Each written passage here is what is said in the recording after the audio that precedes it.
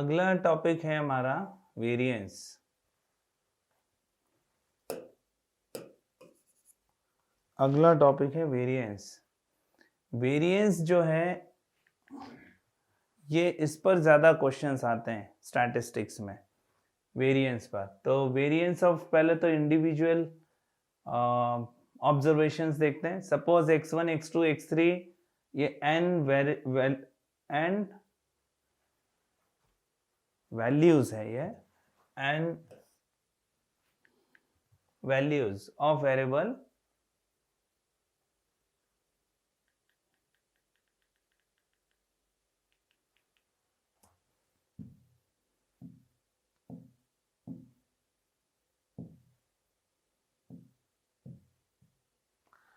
हाँ, तो ये जो है variance of a variate x is the arithmetic mean of squares of all deviations of x from arithmetic mean of the observation, and it is denoted by this thing VAR bracket x और sigma square।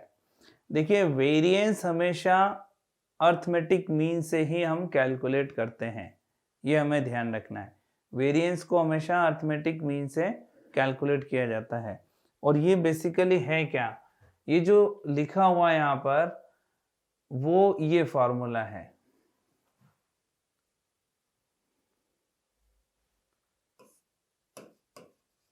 N values of a variable x, then तो ये जो variance x है, variance x is equal to 1/n into summation xi minus x bar whole square i equal to 1 to n।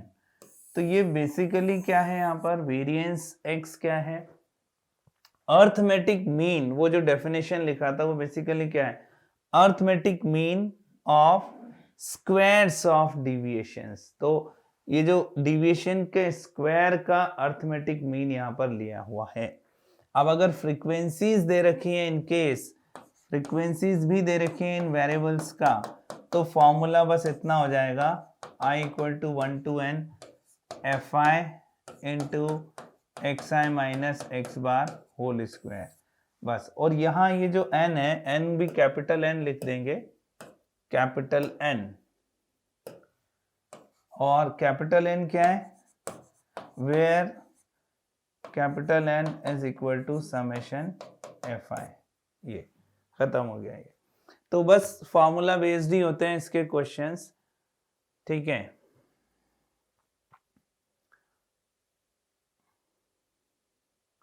इसको हम एक और form में भी लिख सकते हैं। ये जो फॉर्म है 1/n दिस थिंग, ये कैसे आया, इसको आसानी से हम यहाँ से फाइंड कर सकते हैं। जैसे देखिए, इसको सिंप्लीफाई करें तो ये आएगा summation i equal to 1 to n, ये ब्रैकेट ओपन किया तो ये आएगा xi square plus x bar square minus 2xi x bar. यहाँ से पहला टर्म मिला हमें समेशन xi स्क्वायर प्लस, ये तो कांस्टेंट है, कांस्टेंट है तो ये क्या मिलेगा हमें, यहाँ पर ये x बार बाहर आ जाएगा और summation 1 i equal to 1 to n minus 2x bar common, यहाँ पर summation xi i equal to 1 to n, ये यहाँ से मिलता है। अब समेशन x बार क्या होता है, x bar equal to summation xi by n होता है। तो समेशन xi हो जाएगा n टाइम्स x बार। तो यहाँ पर सबसे पहले तो ये हो गया summation xi square plus i equal to 1 to n understood है, n x bar minus 2 n x bar, क्योंकि ये n x बार होता है। इसको जब माइनस किया तो माइनस का n x बार आएगा, ठीक है। और यहाँ पर अच्छा, और इसका स्क्वायर है ये, ठीक है, ये वाला स्क्वायर बार आया था। अब यहाँ से ये x बार पहले से और ये n x बार है, तो 2n x बार हमें यहाँ पर मिलेगा 1/2 समेशन एक्स आई स्क्वायर, ये जो डिफरेंस है ये आएगा माइनस एन एक्स बार, और फिर यहाँ पर ये n है, और ये n जब यहाँ से n से इसको डिवाइड करेंगे तो ये हमें यहाँ पर ये वाला रिलेशन मिल जाएगा 1/n summation x I square minus x bar square. ये जो रिलेशन है ये इस तरीके से आता है। तो कई बार अगर मान लीजिए समेशन एक्स आई स्क्वायर दे रखा है पहले से और एक्स बार का वैल्यू दे रखा है और वेरिएंस पूछा है, तो ये फॉर्मूला वहां पर बहुत ज्यादा यूजफुल रहेगा। हालांकि हमें मेन फॉर्मूला जो है वो ये फॉर्मूला है, variance x equal to, main formula तो यही है, वेरिएंस ऑफ x, ये हमें पता होना चाहिए, ठीक है, एक्स आई minus x bar whole square. इसके थ्रू ये रिजल्ट हम आसानी से फाइंड कर सकते हैं। अब वेरिएंस, इससे रिलेटेड कुछ पॉइंट्स हमें ध्यान रखना है। Variance of X I plus A is equal to variance of X I. इसका मीनिंग ये है कि अगर मान लीजिए हमें कुछ डेटा दे रखे हैं और उसका वेरिएंस फाइंड करने के लिए बोला है और उस वेरिएंस दे दिया, उसका कुछ डेटा है उसका वेरिएंस दे दिया, और फिर कुछ ऐसा डेटा दे रखा है जिसमें सेम कांस्टेंट ऐड कर दिया, तो भी वेरिएंस सेम ही रहेगा।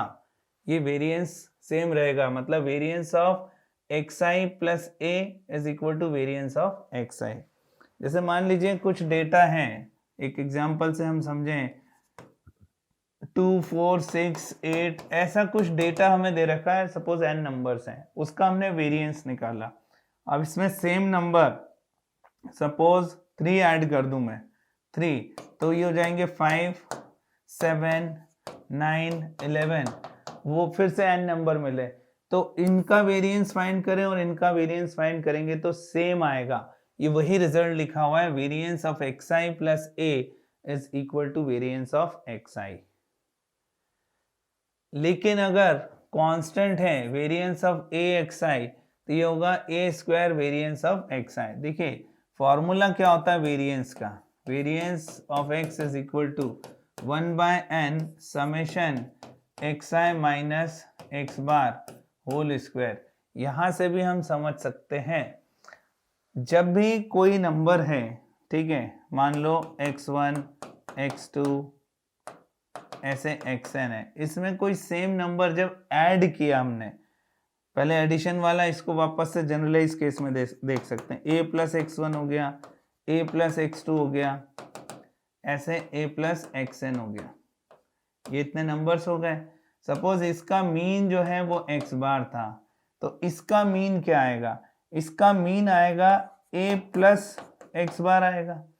अब जब डिविएशन लेंगे यहाँ पर एक्स आई माइनस, ये नया मीन है, ये न्यू मीन, ठीक है, तो x डैश बार मान लीजिए, तो जब हम यहाँ से एक्स आई मतलब दिस थिंग और minus new mean X dash bar करेंगे, तो ये माइनस ए से माइनस ए कट जाएगा और ये इस तरीके से हमें मिलेगा। तो ये पहला रिजल्ट, ठीक, इसलिए आया था। दूसरे में क्या करा है हमने, a से मल्टीप्लाई किया। जब आप यहाँ a से मल्टीप्लाई करेंगे, ठीक है, और मीन उसका ये है x बार है, अब यहाँ पर जो x1, x2, x3 है उसका मीन क्या है, x बार है, और a से मल्टीप्लाई कर दिया, तो अब क्या होगा, तो उसका जो मीन आएगा वो a टाइम्स x बार आ जाएगा, a times x bar, a times x बार आया, यहां पर भी a x आई है, a कॉमन लेंगे तो a स्क्वायर बाहर आएगा और ये वेरिएंस ऑफ x के इक्वल आएगा। इस वजह से ये सेकंड पॉइंट हमें मिलता है, variance of a x i equal to a square variance of x i. मतलब ये हुआ कि अगर किसी भी नंबर्स, कुछ नंबर्स हैं, उनको सेम नंबर से मल्टीप्लाई कर देंगे तो जो प्रीवियस वेरिएंस था उसका a square times new variance मिलेगा। तो इस पर क्वेश्चन बहुत सारे बनते हैं और क्वेश्चन के आने के चांसेस भी ज्यादा होते हैं। फिर ये तो इन दोनों का ही कॉम्बिनेशन है, variance of X I plus B is equal to A square variance of X I. ठीक है, ये हमें ध्यान रखना है। Now important point, if x I minus x bar is zero then each xi minus x bar has to be zero. Obviously sum of squares of number zero दे रखा है, तो तभी पॉसिबल है जबकि इंडिविजुअली वो नंबर्स जीरो हैं। For example a square plus b square plus c square, तो ये जीरो दे रखा है। स्क्वायर, किसी भी नंबर का स्क्वायर वो या तो पॉजिटिव होता है या जीरो होता है, मीन्स ये नॉन नेगेटिव होता है। तो इसके जीरो होने के लिए इन तीनों को इंडिविजुअली जीरो होना पड़ेगा। ठीक है, तो ये इसकी कंडीशन है। This implies that there is no dispersion at all as all observation are equal to the mean. अगर ऐसा हो गया, समेशन एक्स आई माइनस एक्स बार जीरो आ गया, तो समेशन एक्स आई minus x bar whole square upon N, यही तो होता है डिस्पर्शन। ठीक है, डिविएशन, तो डिविएशन हुआ, इसका मतलब डिविएशन ही शून्य जीरो है। तो डिविएशन जीरो का मतलब क्या है, जो ये सेंट्रल लाइन है इसके अबाउट ये किस तरीके से डिस्पर्स है डेटा, वही हमें बताता है डिविएशन। तो जब ये मीन लाइन के अबाउट कोई डिस्पर्शन ही नहीं है, ठीक है, तो वो डिस्पर्शन नहीं है, इसका मतलब क्या हो गया, सब जो है इक्वल टू मीन के इक्वल आ गया यहाँ पर। सो ये यहाँ पर लिखा हुआ है कि this implies that there is no dispersion at all as all observation are equal to the mean. सारे जो है मीन के इक्वल हो गए हैं। If x I minus summation x I minus x bar is small, this indicates that the observation are close to the mean x। देखिए यहाँ पर ये जो है समेशन एक्स आई माइनस एक्स बार अगर स्मॉल है, बेसिकली इनकी वैल्यू के ज्यादा कम होने से हमें पता क्या चलता है, तो ऑब्वियसली जब ये स्मॉल होगा तो उसका जो एवरेज ले रहे हैं यानी कि वेरिएंस का वैल्यू भी कम होगा।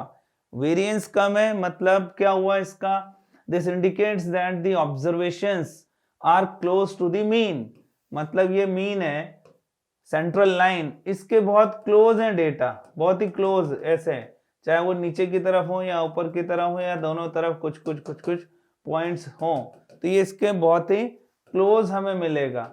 और अगर इसका वैल्यू हायर है इसका मतलब बहुत डिस्पर्शन बहुत ज्यादा है इसका। ठीक है, डेटा मीन लाइन के अबाउट बहुत ज्यादा ऊपर नीचे है, तो ये पॉइंट यहां पर लिखा हुआ है।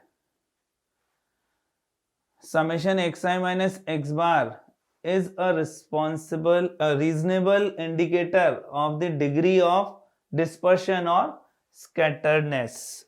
देखिए यही तो अभी डिस्कस कर रहे थे हम कि वेरिएंस बेसिकली क्या बताता है, इंडिकेट क्या करता है।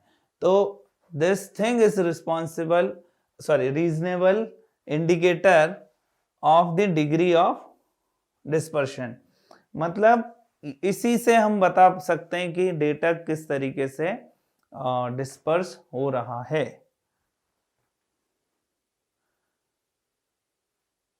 अब अगर वेरिएंस हमें डिस्क्रीट फ्रीक्वेंसी डिस्ट्रीब्यूशन का फाइंड करना है तो उसमें कोई खास बात नहीं है, यहाँ पर फ्रीक्वेंसी से और हम मल्टीप्लाई कर देंगे। ठीक है, तो जैसे यहाँ पर जो पहला फॉर्मूला था वो था हमारा 1/n समेशन एक्स आई minus x bar whole square, frequency distribution आ गया तो एफ आई से और हम मल्टीप्लाई कर देते हैं।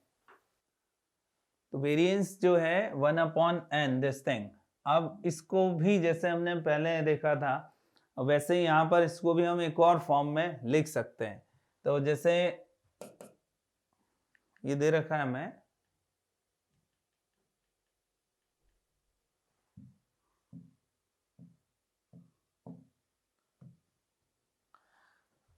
और इसको सिंप्लीफाई किया 1/n मीन्स समेशन, यहाँ पर जो n है वो है समेशन fi होता है ये।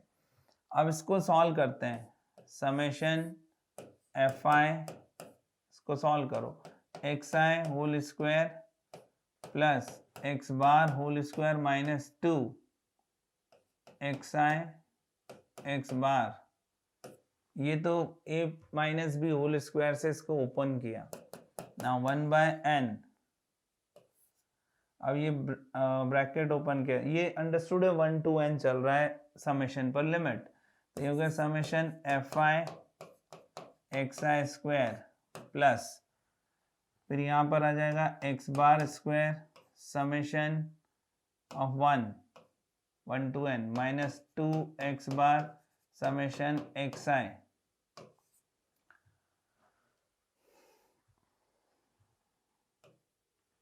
ठीक समेशन। अच्छा यहाँ पर ये एफ आई भी मल्टीप्लाई हो रहा है तो वो और लिख लो, समेशन एफ आई ये X I F I X I या एक्स आई एफ आई, ये आ गया। अब जब फ्रीक्वेंसी डिस्ट्रीब्यूशन दिया होता है तो उसका मीन क्या होता है, X bar equal to summation F I X I upon summation F I, summation F I को एन लिया है तो ये जाएगा capital N X bar equal to summation F I X I, इस तरीके से है। तो ये हो गया 1/n और यहाँ पर summation F I X I square plus ये summation F I capital N हो जाएगा तो n X bar square minus 2 n X bar square, इनका डिफरेंस 1 आ जाएगा तो मतलब minus x bar square N X bar आ जाएगा, एन से एन कटेगा जब डिवाइड करेंगे तो फाइनल आंसर हमें मिलेगा 1/n F I X I square minus x bar square, ये हमें रिजल्ट मिल गया। तो इससे भी हम वेरिएंस फाइंड करेंगे। डेटा कैसा दे रखा है सब कुछ उसके ऊपर डिपेंड करता है। अब स्टैंडर्ड डिविएशन, बेसिकली जब मीन डिविएशन आ जाता है तो उसी से हम स्टैंडर्ड डिविएशन को बता सकते हैं। तो यहाँ पर जो इन दोनों के बीच में रिलेशन है वो ये है, positive square root of the variance is called the standard deviation, it is denoted by this sign, ठीक है। तो ये जो सिग्मा, सिग्मा से डिनोट किया है, standard deviation is equal to positive square root of variance. तो अब नया कुछ है ही नहीं इसमें, वेरिएंस कैलकुलेट कर लेंगे और उसका स्क्वायर रूट ले लेंगे तो हमें स्टैंडर्ड डिविएशन मिल जाएगा। वेरिएंस ऑफ कंबाइंड सीरीज पर एक बार क्वेश्चन आया हुआ है, हालांकि इसका फॉर्मूला बहुत कॉम्प्लिकेटेड फॉर्म में है, जस्ट हमें उसको याद रखना है। कंबाइंड सीरीज का क्या फॉर्मूला होता है, तो अगर n1 n2 हमें दो सीरीज दे रखी है, उनके साइज n1 n2 है, इसका क्या मीनिंग है, फर्स्ट सीरीज में नंबर ऑफ डेटा n1 है, सेकेंड सीरीज में नंबर ऑफ डेटा n2 है, और उनके जो अर्थमेटिक मीन्स हैं वो हैं x1 x2, ठीक है। उनके करस्पॉन्डिंग स्टैंडर्ड डिविएशंस वो सिग्मा 1 सिग्मा 2 हैं। तब कंबाइंड सीरीज का जो हमें मिलेगा स्टैंडर्ड डिविएशन, उसका फॉर्मूला है 1/n1 + n2 multiplied by n1 into sigma 1 square plus d1 square plus n2 into sigma 2 square plus d2 square. अब d1 d2 क्या है यहाँ पर, तो d1 है x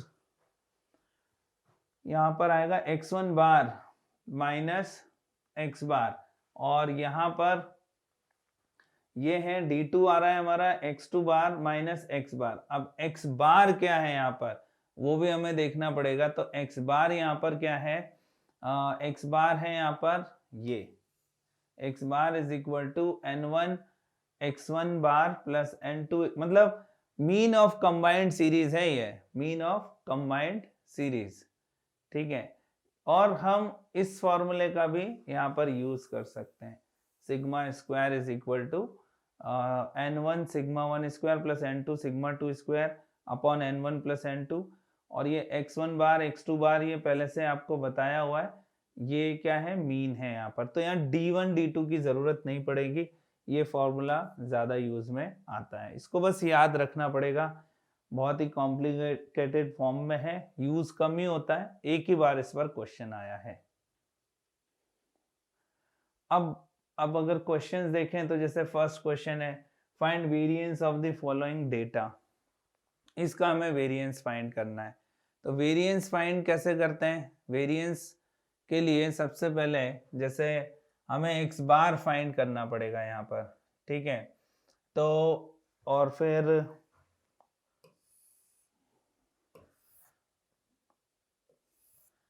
जैसे ये है 65, 68 है ना, 58, 44, 48, 48, 45, 60, 62, देन 60, 50।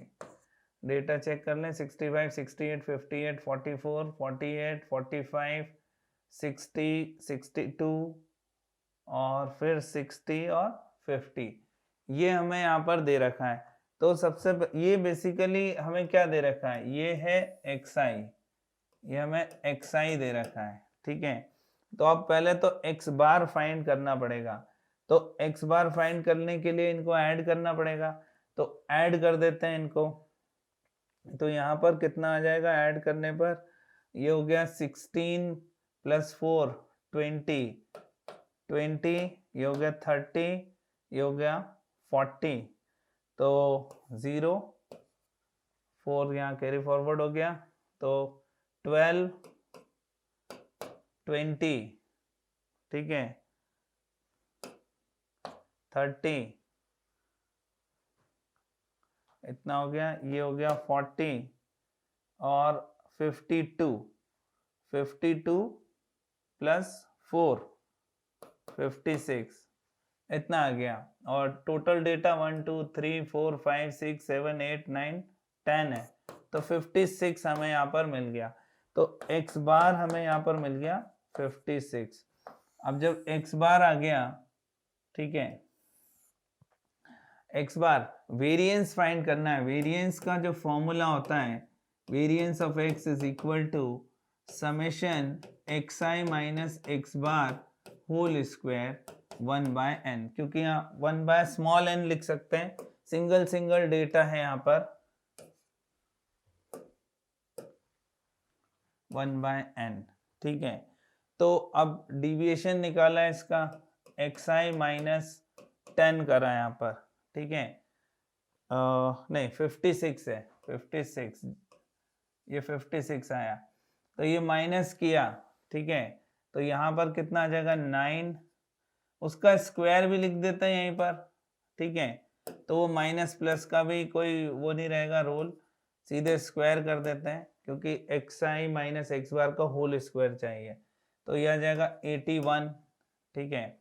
फिर यहाँ पर यह आ जाएगा इसका डिफरेंस, 4 तो इधर आ गया 12, ठीक है, 12 का 144, 58 का 4 यहाँ पर 2 आएगा डिफरेंस, 44 का करेंगे तो फिर से 12 आ जाएगा यहाँ पर और 144, जिस समय करते जाना है इसको।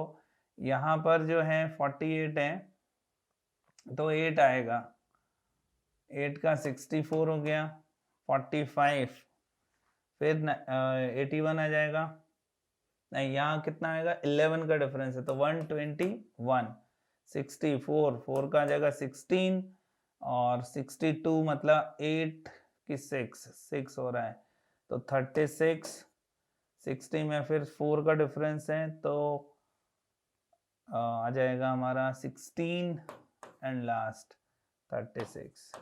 अब इनको ऐड कर लेते हैं, ऐड करने के बाद में तो यहाँ पर summation xi - x bar whole square ये फाइंड कर लेते हैं। तो कितना आ रहा है यहाँ पर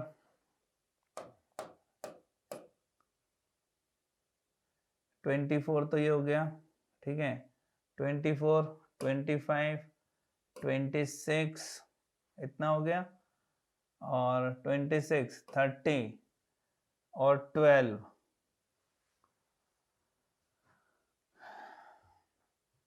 42, 4, फिर यहाँ पर आ जाएगा 12, 4 को ऐड कर लो, 12, 4 16, 20, 26, 28, 29, 30, 36, 3 और आ गया, और यहाँ पर आ जाएगा 1, 2, 3, ठीक है,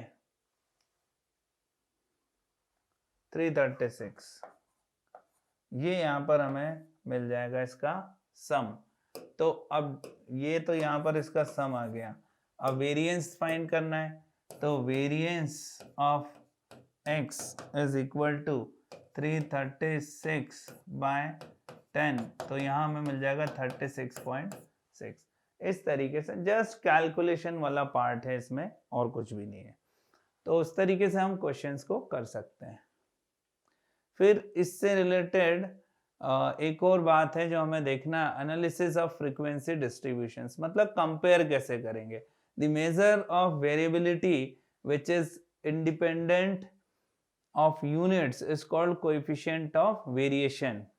यूनिट से इंडिपेंडेंट है। अब कोएफिशिएंट ऑफ वेरिएशन, वो इसको नॉर्मली केवल CV से हम बता देंगे, कोएफिशिएंट ऑफ वेरिएशन, ठीक है। तो the coefficient of variation is defined as CV equal to sigma upon x bar into 100, percentage में इसलिए 100 से कर दिया, यहाँ पर x bar 0 नहीं हो सकता, तो इस रेशियो को बस बोल दिया है coefficient of variation। sigma and x are standard deviation and arithmetic mean of the given data। अब कंपैरिजन करना है हमें, comparing the variability of dispersion of two series, we calculate the coefficient of variance for each series। अगर हमें दो series में comparison करना है तो कोएफिशिएंट ऑफ वेरिएशन को कैलकुलेट करके किया जाता है। अब इसका मीनिंग क्या है? The series having greater CV is said to be more variable than the other, जिसका कोएफिशिएंट ऑफ, जैसे कि नाम से कोएफिशिएंट ऑफ वेरिएशन, जिसका ज्यादा होगा वो ज्यादा उसमें क्या होगा, मोर वेरिएबल होगा देन द अदर। हालांकि इन सब पर क्वेश्चन आता नहीं है, केवल वेरिएंस और स्टैंडर्ड डिविएशन पर डायरेक्ट क्वेश्चंस आते हैं और उसकी प्रॉपर्टीज पर रिलेटेड क्वेश्चंस आते हैं। The series having lesser CV is said to be more consistent than the other. Variation कम है मतलब ज्यादा कंसिस्टेंट हो गया। अब मीन सेम है तो कैसा कंपैरिजन होगा? Let x1 bar sigma 1 be the mean and standard deviation of the first distribution। Similarly second के लिए हो गया x2 बार एंड सिग्मा 2, ठीक है, ये हो गया। अब फर्स्ट का जो है फर्स्ट डिस्ट्रीब्यूशन का कोएफिशिएंट ऑफ वेरिएशन ये हो गया, सेकेंड का कोएफिशिएंट ऑफ वेरिएशन ये हो गया। अब सपोज x1 बार x2 बार ये सेम है, जब x1 बार x2 बार सेम है तो इसका मतलब क्या हुआ यहां पर कि अब ये तो सेम हो गया, अब इनका कम या ज्यादा होना सीधे सीधे डिपेंड कर रहा है सिग्मा 1 सिग्मा 2 पर। It is clear from 1 and 2 that two coefficients can be compared on the basis of values of sigma 1 and sigma 2 only। बहुत सिंपल सी बात है, मैथ्स के स्टूडेंट्स इस चीज को तो बहुत आराम से समझ सकते हैं कि इसमें दो ही तो यहाँ पर पैरामीटर्स हैं, sigma 1 and x, standard deviation and mean. यहाँ भी स्टैंडर्ड डिविएशन और मीन है, इनके स्टैंडर्ड डिविएशन मीन सेम है, तो अब ये किस पर डिपेंड करेंगे? सिग्मा 1 सिग्मा 2 पर ही डिपेंड करेंगे, ठीक है। जैसे एक क्वेश्चन दे रखा है कि 2 plants A and B of a factory show the following results about the number of workers and the wages paid to them। Number of workers, जैसे पहले वाले में 5000 है, सेकंड में 6000 है। एवरेज मंथली वेजेस दे रखा है, सेम है, ठीक है। Variance of distribution of wages, और ये अब जब वेरिएंस भी दे रखा है, ये है पहले में 81 है, दूसरे में 100 है, तो यहाँ पर मीन जो है वो सेम है, ठीक है। एवरेज मंथली वेजेस यानी कि मीन वो सेम है, तो फिर सब कुछ डिपेंड किस पे कर रहा है? स्टैंडर्ड डिविएशन पर। यहाँ पे वेरिएंस दे रखा है, वेरिएंस मालूम है तो इसका मतलब स्टैंडर्ड डिविएशन मालूम है, ठीक है। कोएफिशिएंट ऑफ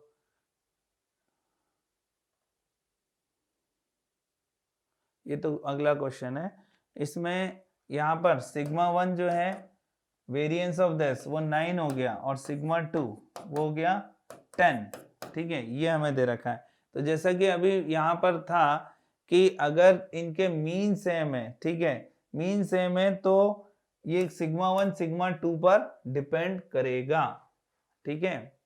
तो स्टैंडर्ड डिविएशन जो है वो किसका ज्यादा है, दूसरे वाले का ज्यादा है। तो मोर कंसिस्टेंट कौन हुआ, पहला वाला,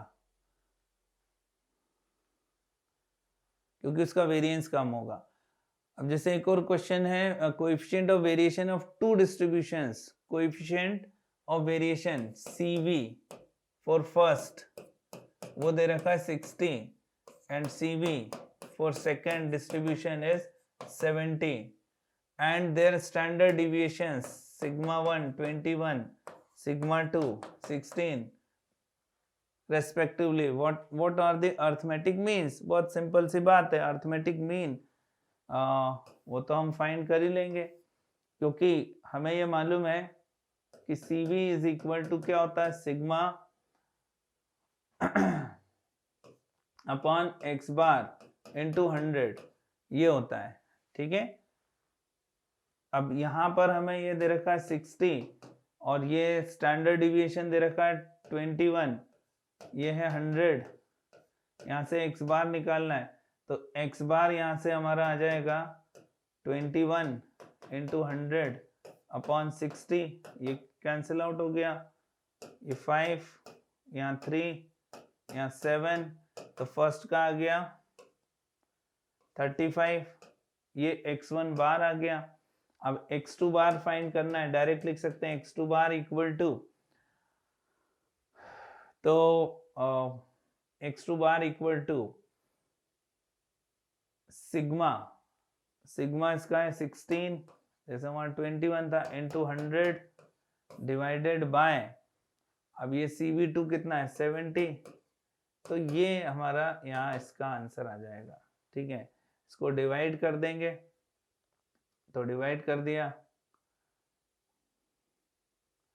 2.28, ठीक है, इंटू 10 मतलब कितना हो गया 22.8, ये हमें x2 बार इस तरीके से मिल जाएगा। तो बस क्वेश्चंस करने होते हैं उसके बाद में। तो ये जो था ये था हमारा स्टैटिस्टिक्स। तो स्टैटिस्टिक्स में हम इस तरीके से चीज़ों को करते हैं, इसमें हमें फॉर्मूले याद होना बहुत ज़रूरी होता है। फॉर्मूले याद होने के बाद में कैलकुलेशन वाला पार्ट है। एज सच हम देखेंगे तो जेईई मेंस और एडवांस्ड में इतना सारा कुछ दे रखा है, इतने टॉपिक्स हैं 11 12 के। स्टैटिस्टिक्स जो है हमें बीटेक कोर्स में आगे काम में आता है थोड़ा सा और हायर लेवल पर, इसलिए उसका बेस बना रहे, इस वजह से इसको इंक्लूड किया गया है जेईई मेंस में। और 2023 ऑनवर्ड्स तो अब ये एडवांस में भी पूछा जा सकता है। तो हमें फॉर्मूले अच्छे से मालूम होने चाहिए, इसमें कोई बहुत ज़्यादा वेरिएशंस नहीं आते हैं क्वेश्चंस में, कैलकुलेशन वाला पार्ट ज़रूर होता है इसमें, वो हमें देखना होता है बस।